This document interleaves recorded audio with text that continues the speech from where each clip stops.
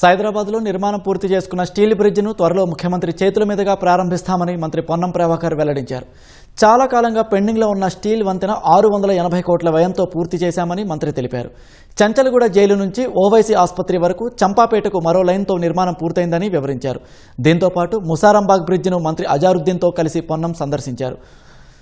సైదరాబాద్ steel బ్రిడ్జితో పాటు Musarambagh bridge త్వరలోనే ప్రజలకు అందుబాటులోకి వస్తుందని ఆశాభావం వ్యక్తం చేశారు.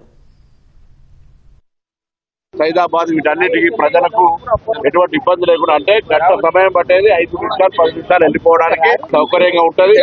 దీంతో పాటు ముసారంబాగ్ సంబంధించిన బ్రిడ్జ్లు కూడా పూర్తి చేసి ఈ రెండును త్వరలో ప్రజలకు అందజేసే విధంగా వారు ఉపయోగించుకునే విధంగా చేయడం జరుగుతుంది. అదేవిధంగా స్థానిక శాసనసభ్యుడు గౌరవ మంత్రి అజరుద్దీన్ గారు చెప్తున్నారు దీనికి అప్రోచ్ రోడ్, ఎందుకంటే దీని పైకి బస్సులు రావు కాబట్టి పక్కన అప్రోచ్ రోడ్ ప్రభుత్వ స్థలాలే కాబట్టి వాటిని కూడా కొంత వెడల్పు చేసి ప్రజలకు ఉండేటువంటి అసౌకర్యాన్ని తొలగించడం జరుగుతుంది. తప్పకుండా ఇది తొందరలోనే తేదీని నిర్ణయం చేసి ఇది ప్రజలకు అంకితం చేయడం జరుగుతుంది. దీంతో పాటుగా ఇంకా ఇతరత్ర ట్రాఫిక్ సంబంధించి కావచ్చు లేదా పౌర సేవలకు సంబంధించిన ప్రజలకు ఇబ్బందులు లేకుండా ఉండే విషయంలో కూడా అన్ని రకాల చర్యలు తీసుకోవడం జరుగుతుంది.